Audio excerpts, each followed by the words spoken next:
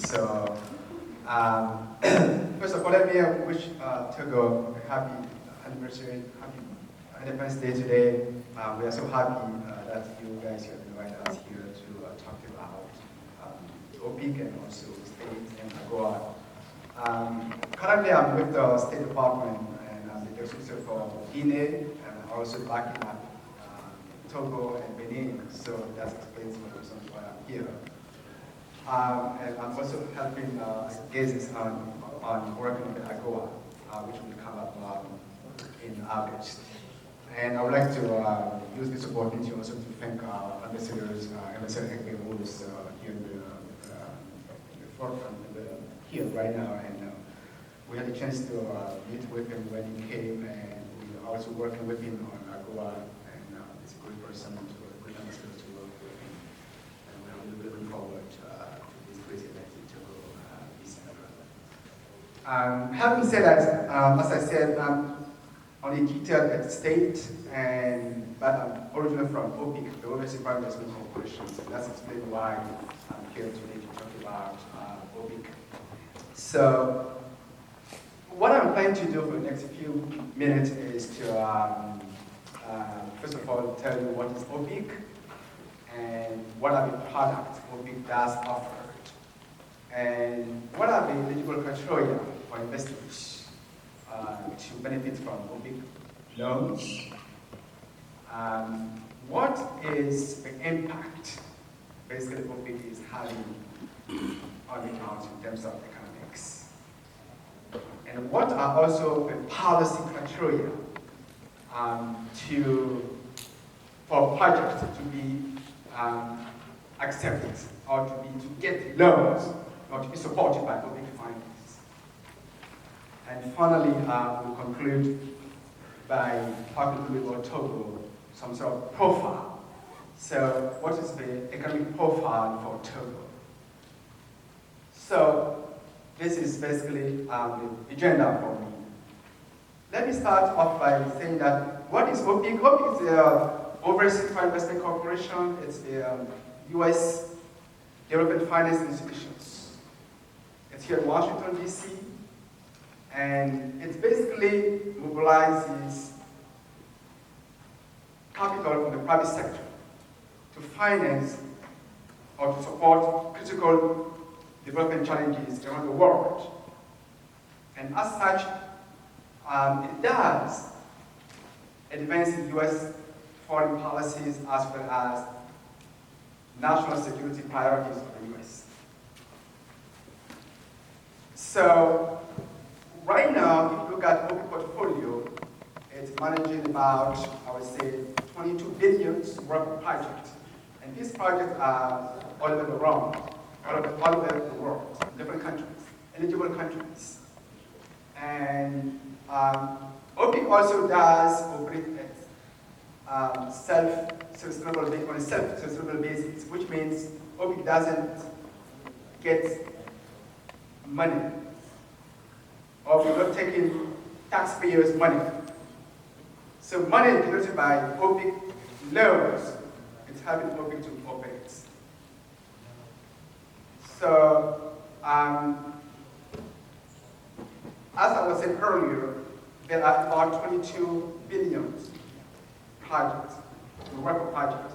And these projects are in different sectors: education, health, microfinance, agriculture, transportation, you name it. So all sectors, except some of the sectors that are forbidden to where we can invest. And there are a few of them. For instance, we will go and destroy, we've created a dam, for instance, which is going to destroy, we need to remove all of, for instance, 5,000 people in an area. Right? So we're going to construct a dam, we don't want the dam to lead to removal of people, so we don't want to displace people living in the area.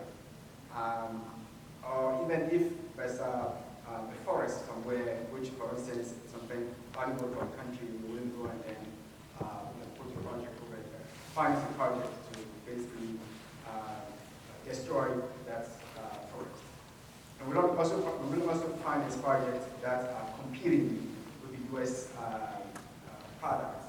make over here, right? So otherwise, there are all different sectors we can provide funds or loans in terms of the loan projects. Now, that leads to my second items, which is what are the different products, what are the instruments, what are the tools OPIC is using? There are three, basically. The first one is debt financing, which is basically direct loans OPIC can provide to the borrowers. And for instance, OPIC can provide up to $250 million to a single project, and the tenure so can go up to 20 years. The second type of instrument is political risk insurance, and this is to cover our investors who are basically afraid of the fact that there might be political risk, such as political violence, such as terrorism, and also who are scared of expropriations. So you might have a project in the country, for some reason the government might, take over your project, so you can cover yourself to avoid, in case something like that happens. The likelihood of this happening is there. It's not, or even if the case of Tunisia, I think there was a school funded by OPIC for investors, and the school was burned because of what happened in Tunisia. We all know that we have a lot of unrest in the country, and so the investors can come up and just try to pay some premiums and return this problem. They can get money from the damage. And the last type of product or tool is investment, equity investment. So this is more something like several investors, they want to invest in specific areas of the world, so region of the world. So they pool money together. And OPIC, the borrower can come to OPIC and get a loan and then put this money into the equity. Because by law, OPIC cannot have an equity in the project. So we can just lend, and the investors or the borrower can now have his own equity in the fund. Exactly. So this is something very valuable. If investors come to OPIC and then they borrow money to do that. Having described the different free tools of instruments, we can move on to talk about the different criteria. What are the criteria for investors? There are many of them, and I think there are about but I'm going to follow this slide. I'm talking to make sure that I can give information as much as possible. This is one PowerPoint presentation. So what are the criteria for investors? To ask investors to get loan or funds from OPIC, first you need to bring a bankable project, and also you have to show some successful track record in your area. That's number one. Number two, you need the investors, the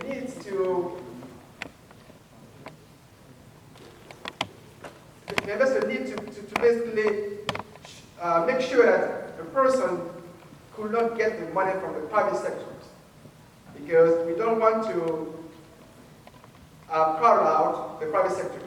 We want him or she to go first in private sectors, and if the person is able to get funds, then they can come to OPIC to get the money. And then the last criteria here is quite interesting, and I think that's actually why I'm here today,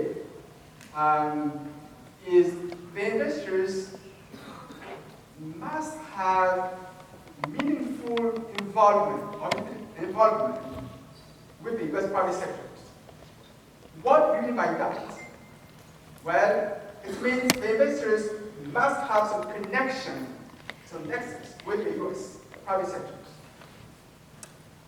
And that's why the diaspora is important. Because some of you have green cards, some of them are American citizens, and this is important. By the word nexus, with connection, we mean, for instance, even if you don't have the money, you can be part of the company, the firm, right, which decide to invest in Togo.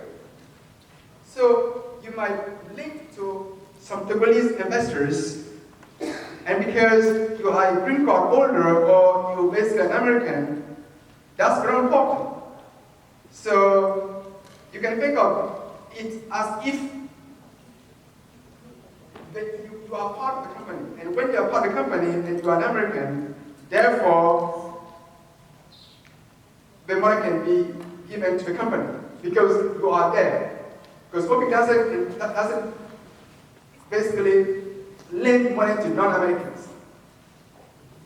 To lend money to non-Americans, the company of investors might have some connection with the US.